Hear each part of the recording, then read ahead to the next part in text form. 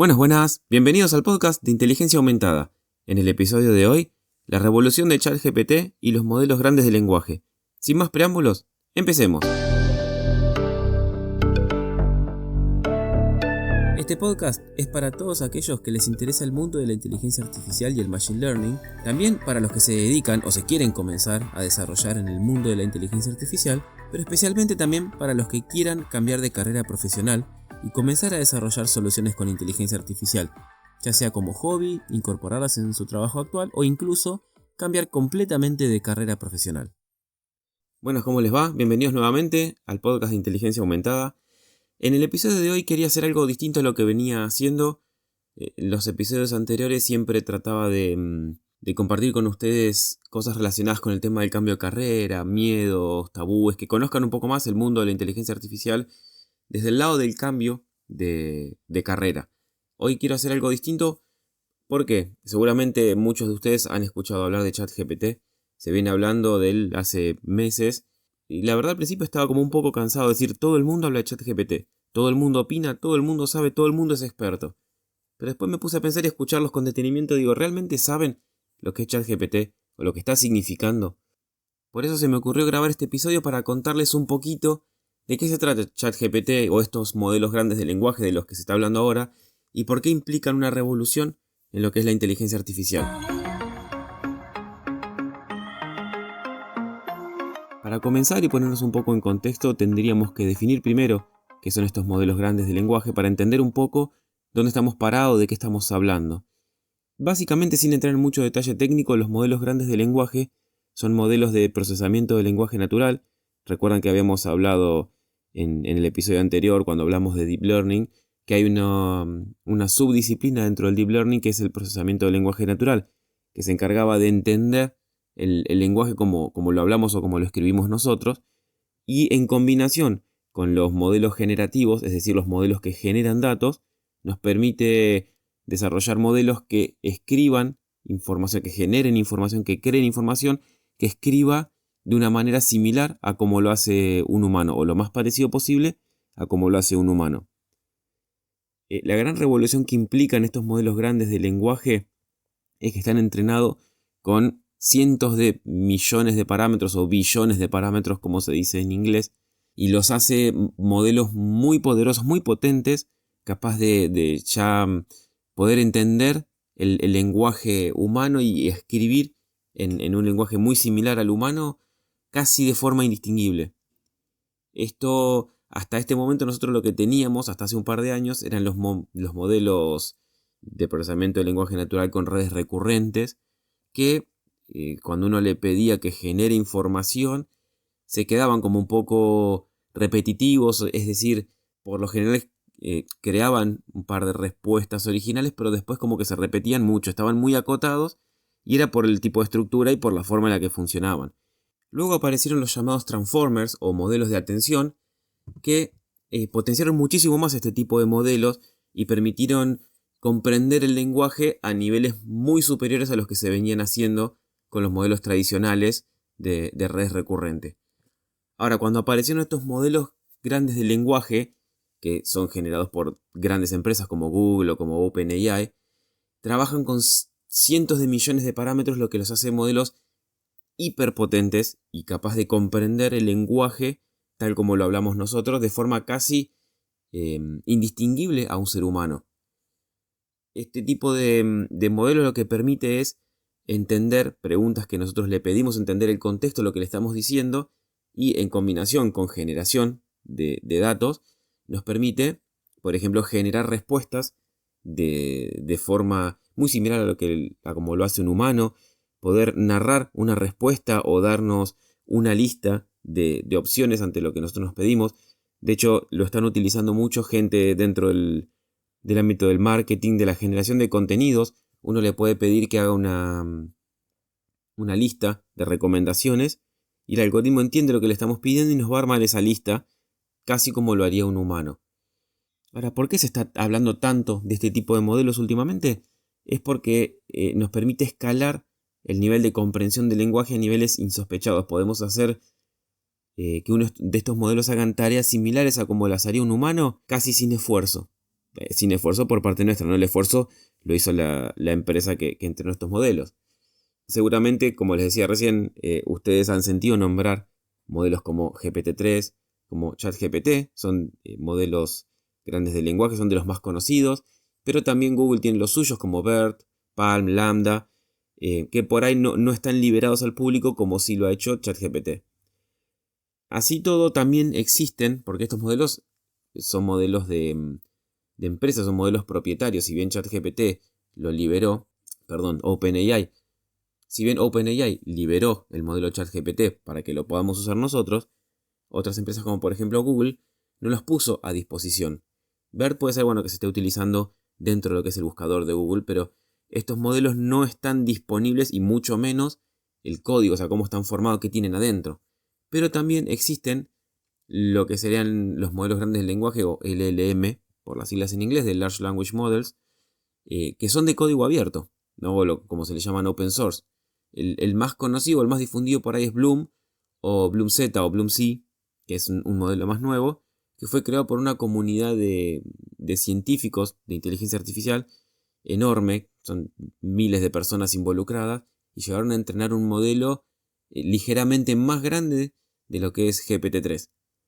Y está disponible para poder ser utilizado en la red de forma gratuita y abierta. Porque convengamos que en realidad las empresas les gusta tener este tipo de modelos para sacar rédito, no lo hacen por el bien de la humanidad, si bien OpenAI, que es el creador de GPT-3 y ChatGPT, tienen como idea central la democratización de la inteligencia artificial, no deja de ser una empresa privada que persigue sus propios beneficios económicos. Entonces la aparición de estos códigos abiertos como Bloom o BloomZ nos permiten a los que estamos en el mundo de la inteligencia artificial poder acceder a este tipo de códigos y si quisiéramos a contribuir a seguir mejorando este tipo de algoritmos y no depender de una empresa privada que nos dé el acceso o que nos permita su uso, porque si de repente OpenAI dice que ChatGPT no es más abierto, ya no tenemos más un modelo de estos grandes de lenguaje disponible para utilizar. Ahora bien, más allá de estos algoritmos de código abierto, tenemos a ChatGPT, que es de OpenAI. Y una pregunta que puede surgir es, si Google o Amazon, que son empresas grandes, no tienen la capacidad de hacer un algoritmo así. O sea, ¿por qué tienen, por ejemplo, a Alexa o a Google Home, que tiene ciertas limitaciones todavía, no tienen la capacidad de hacer un producto así, lanzar un producto comercial, si son empresas privadas? Bueno, en un episodio de YouTube, de un youtuber que yo sigo que me encanta, que se llama Carlos Santana, que tiene un canal que se llama .csb, que habla todo sobre tecnología e inteligencia artificial y todos estos modelos, habló sobre ChatGPT y todo este tema, y lo que él decía era que Google o Amazon tienen la infraestructura para hacer este tipo de modelos. Ahora, ¿por qué no lo hacen? Porque la capacidad que tienen ellos les permitiría generar un modelo incluso más potente que ChatGPT. El tema es que él dice, no sé de dónde saca sus fuentes, pero como que estos modelos están como sobrecapacitados para responder, para accionar. Y el humano es bastante malo en eso. Siempre tiende a llevar este tipo de cosas al límite, y uno podría pedirle que genere información que no es moralmente correcta, ¿no? Como por ejemplo, le podría pedir, él hace el ejemplo con Hitler, ¿no? Pero si vamos al caso, uno podría pedirle que nos dé tips o las 10 ideas más originales de cómo aniquilar a la raza humana o cómo matar a un ser humano. Bueno, si uno estos algoritmos los deja libres, podría buscar esa información entre toda esa base de conocimiento que tiene y darnos la respuesta. Porque estos algoritmos, recordemos que están entrenados con terabytes de datos, están entrenados con toda la base de datos de Wikipedia, blogs, tweets, contenido pero de todo lo que se encuentre online digitalizado. Entonces tendría la capacidad de darnos esa respuesta. Ahora, obviamente las empresas les aterra tener un algoritmo que tenga la capacidad de darnos esa respuesta. Por eso él opina que Google o que Amazon no lanzan ninguno de esos productos comerciales con ese tipo de algoritmos. Ahora, ¿y por qué OpenAI sí libera ChatGPT? Bueno, ChatGPT está como muy limitado en ese sentido. Le pusieron muchos cortes, muchas restricciones. ¿Sí? Hay aparte del modelo, por detrás hay un montón de otros algoritmos que tratan de bloquear este tipo de contenido. ¿Sí? O sea, la idea que tiene OpenAI es que ChatGPT funcione como un asistente y haga lo que le pide un humano, pero sin excederse en ese tipo de respuestas. ¿Cómo evita esto? Porque, de hecho, la gente siempre termina encontrando la forma de burlar este algoritmo. Una cosa que muestra esta persona que les comento yo es que si uno le pide que actúe como Hitler, él pone justo el ejemplo de Hitler, dice que no porque no es correcto, que OpenAI no permite, que bueno, toda esa respuesta que nos bloquea generar esa información. Pero hay gente que ha encontrado la forma de burlar eso, por ejemplo, diciéndole que actúe como si fuese un procesador de texto y que entonces cree una conversación hipotética entre un ciudadano promedio y Hitler y genera la respuesta. Entonces hay formas de burlar y OpenAI está constantemente trabajando en evitar que se generen ese tipo de respuestas y que responda lo más humano y lo más objetivo posible. Ahora bien, desde el lado de la inteligencia artificial, desde el lado matemático si queremos, es muy difícil cuantificar estos algoritmos sin entrar en detalle técnico, van midiendo la evolución de su entrenamiento o qué tan bien o mal están sus suposiciones cuando van entrenando a través de una función que se llama función de coste que mide qué tan cerca o qué tan lejos está de la respuesta correcta a lo que está generando. Y es difícil cuantificar en una función matemática qué tan objetiva es una respuesta o qué tan correcta moralmente es o qué tan exacta. O sea, hay ciertas respuestas que son difíciles de cuantificar si están bien o no para el modelo. Entonces, ¿cómo hacen ellos? Es una idea que para mí me pareció muy revolucionaria, que para mí marca la diferencia en este tipo de modelos y que es lo que le llaman el RLHF o Reinforcement Learning from Human Feedback.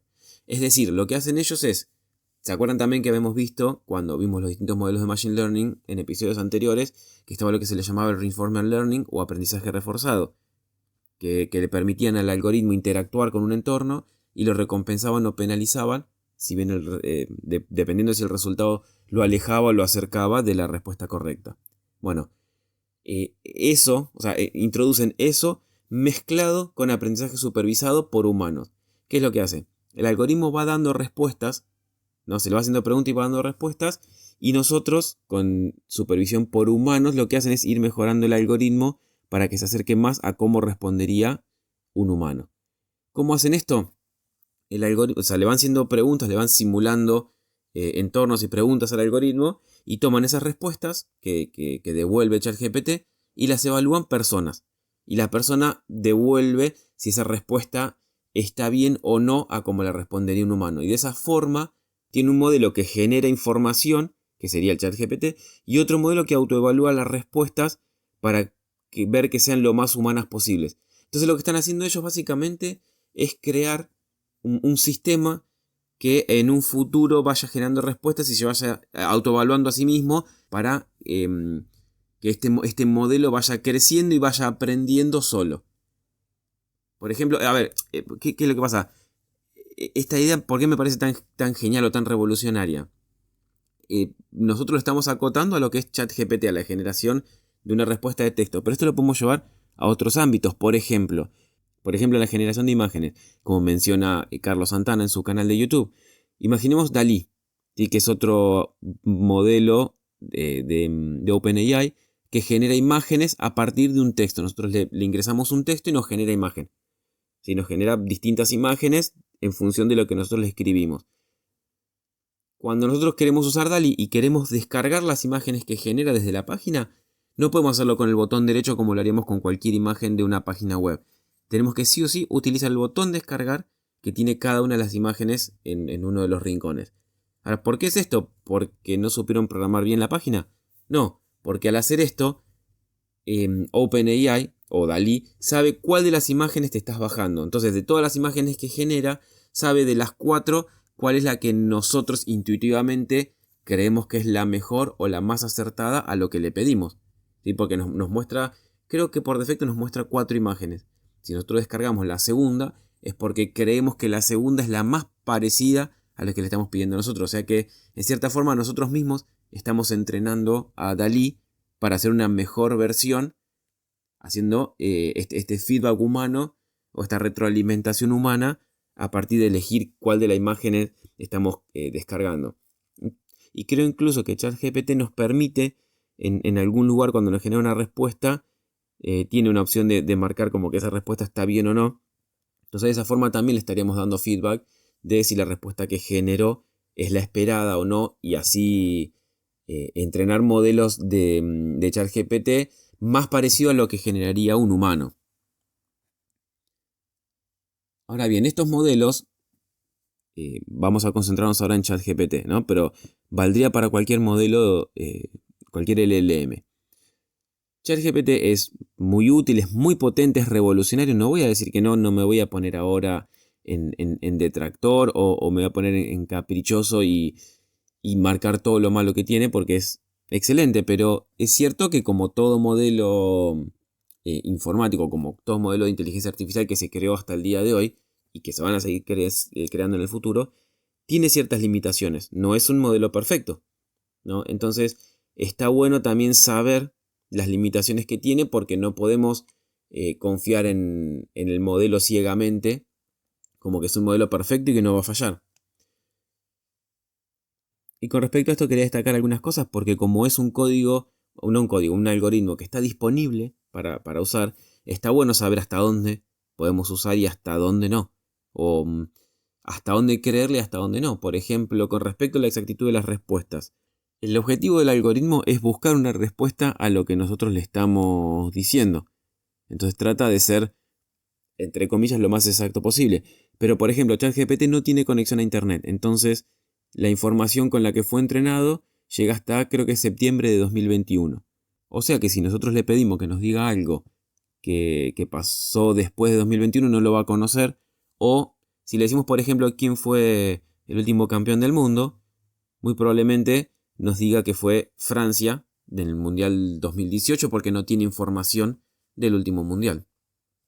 Entonces, en esa forma está limitado cuando nosotros le preguntamos cosas. Mismo si le preguntamos cosas relacionadas con inteligencia artificial, sus respuestas dentro de muy poco van a quedar desactualizadas, porque esto avanza tan rápido que ya hay respuestas de 2021 para 2023 y ya van a quedar desactualizadas.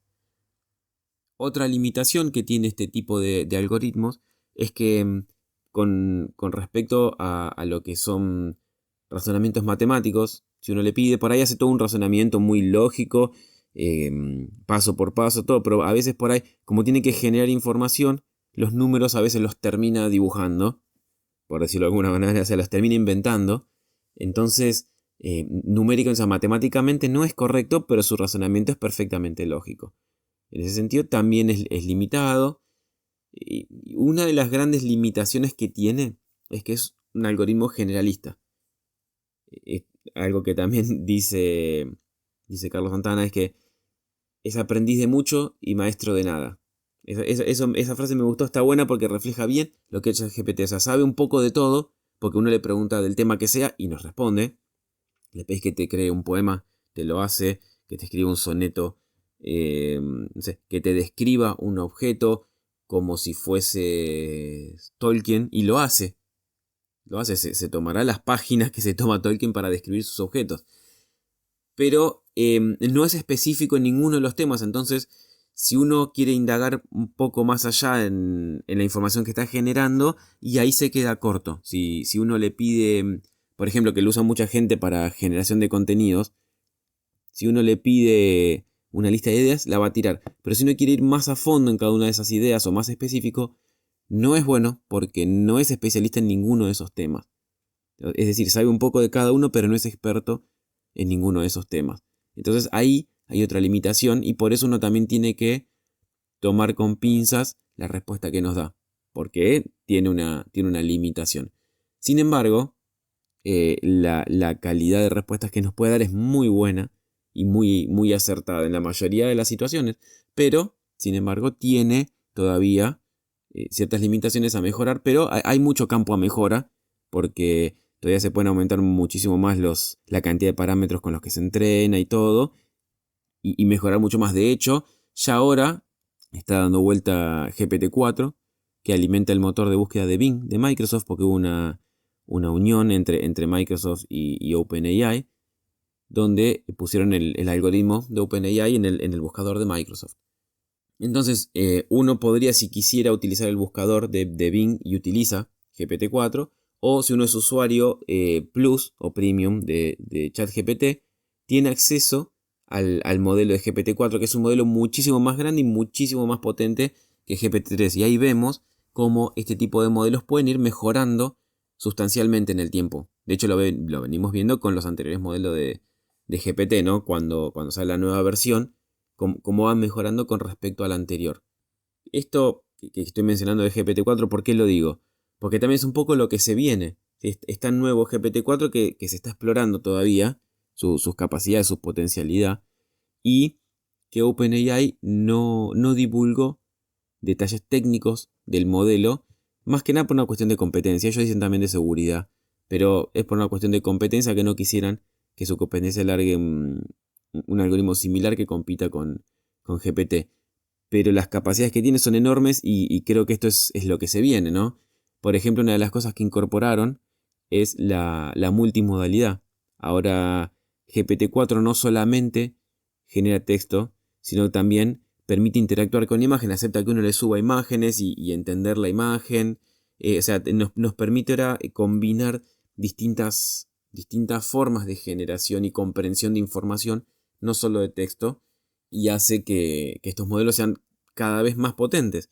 De hecho, otra cosa que se muestra, que se ve la potencialidad de modelos como ChatGPT o los modelos grandes de lenguaje, es que uno le puede pedir, por ejemplo, que nos dé instrucciones paso a paso cómo hacer algo en Windows.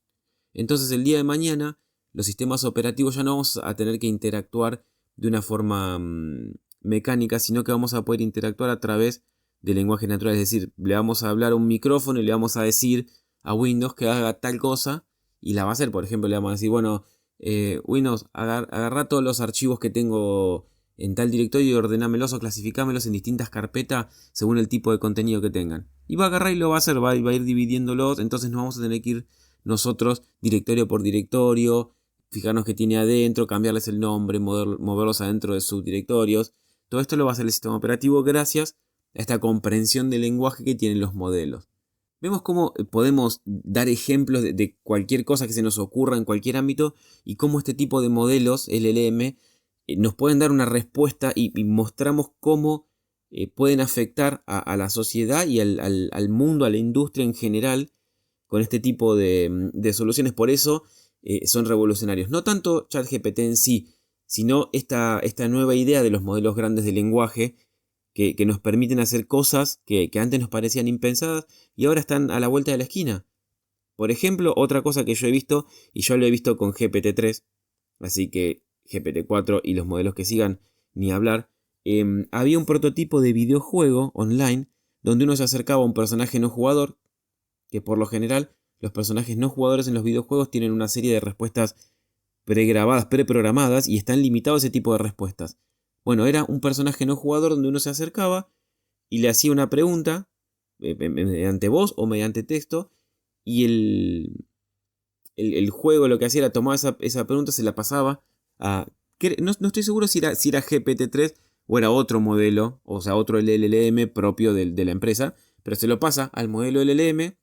El modelo LLM está prediseñado para decir, bueno, tenés que responder como si fueses tal personaje. Entonces le pasa la pregunta, genera la respuesta y el personaje te responde. Por ejemplo, imaginemos que el personaje es un heladero que está en la esquina de una ciudad, vendiendo helados con su carrito. Entonces, nosotros vamos y les preguntamos algo y nos va a responder como el heladero de la esquina del puesto. O sea, no nos va a responder como un mecánico, como un ingeniero, como un científico, como un astronauta, como un minero. O sea, nos va a responder como un heladero, con el tipo de conocimiento que pueda tener un heladero, con lo que puede conocer de los alrededores. Pero nosotros podemos seguir preguntándole y seguir interactuando y no tiene una cantidad prefijada de respuestas. Y podemos estar horas hablando con esa persona en la esquina y tratar de obtener información del mundo, del juego o de lo que sea, y podemos interactuar de forma casi natural y espontánea porque no tiene respuestas pregrabadas. Entonces Entonces fíjense la potencialidad que tiene esto. Y eso que nos estamos limitando a interacción a nivel lenguaje. Imagínense modelos más sofisticados donde le podemos pedir cosas y que el personaje interactúe con el entorno. Por ejemplo, que nos dé un helado, que se cierre la sombrilla del carrito, que nos dé la mano. O sea, podemos pedirle cosas no solamente de texto, sino de interacción. Entonces podemos hacer personajes no jugadores casi tan humanos como quisiéramos o tan vivos. Entonces los juegos ya están vivos, o sea, no estarían preprogramadas las acciones de cada personaje. Y bueno, y así podemos seguir hablando de la cantidad de cosas que pueden tener este tipo de modelos. Así que imagínense el potencial que tiene, ¿no? Y la aplicabilidad. Y una cosa también a destacar es que todo esto que yo mencione son para estos modelos generalistas. Es decir, que saben un poco de todo. Pero imaginen si nosotros entrenáramos modelos específicos para cada tarea. Es decir, que tuviéramos modelos especializados en distintas áreas. Está bien, la idea de estos modelos era justamente esto. Un supermodelo que pudiera hablar de todo, que pudiera saber de todo, que todos recurramos al mismo modelo y que no haya 1000 modelos para 1000 tareas distintas. También es cierto que está limitado a saber un poco de cada cosa. Pero de ahí nosotros podemos ir y hacerlo más específico a distintas soluciones. Por ejemplo, hay un modelo que sacó Google que se llama Minerva, que está entrenado para razonamiento matemático. Entonces podemos pedirle o podemos describirle un problema matemático y lo razona y lo describe y matemáticamente va a ser correcto. O también salió un modelo, ahora no me acuerdo justo el nombre, creo que es un prototipo, que está entrenado específicamente para científicos. Entonces uno lo puede usar como un colega científico y nos va a dar respuestas científicamente precisas de lo que le estamos preguntando, o dónde ir a buscar determinada información, o cómo razonar un determinado concepto. Y va a ser científicamente correcto porque está afinado para entrenarse en ese área. Entonces, fíjense la potencialidad que tiene y por qué, volviendo al título del episodio, por qué la revolución de ChatGPT. ¿Sí? No es ChatGPT el que va a revolucionar, pero la introducción de modelos de este tipo, como ChatGPT, son los que van a darle forma al mundo en los próximos años. Porque apareció este tipo de algoritmos, este tipo de modelos grandes de lenguaje que van a cambiarlo todo. Y nosotros desde el lado de usuario o de personas simples que no tenemos acceso a esas supercomputadoras como tiene OpenAI o Google, hay, gracias a los científicos y a la comunidad de código abierto, modelos como Bloom o BloomZ que nos permiten utilizar este modelo grande de lenguaje de forma gratuita.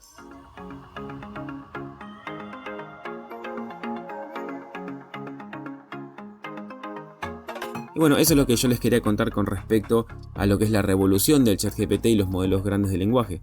¿Por qué todo el mundo está hablando de ChatGPT? ¿Por qué todo el mundo de repente está usando ChatGPT?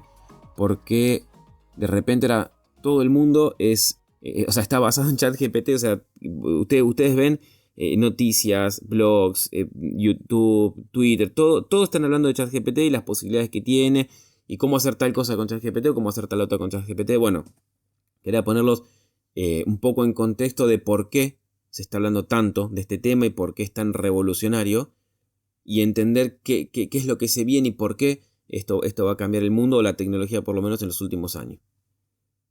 Bueno, eso es todo por hoy, que espero que les haya resultado interesante, entretenido, educativo, que se vayan con algo positivo de acá.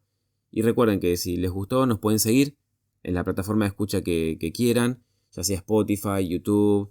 También nos pueden seguir en Instagram, en @inteligenciaaumentada. Ahí nos pueden dejar comentarios, sugerencias, críticas, pedidos de temas de contenidos, así como hoy hablamos, por ejemplo, de ChatGPT y los modelos grandes de lenguaje. Nos pueden pedir que hablemos de algún otro tema en particular que a ustedes les resulte interesante y nosotros crearemos el contenido acorde para ustedes. Porque justamente lo que queremos es ayudarlos y la forma de ayudarlos también es sabiendo un poco qué es lo que quieren ustedes, qué es lo que necesitan para poder generar contenido más orientado a sus necesidades.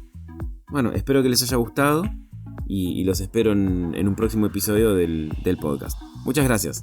Chao.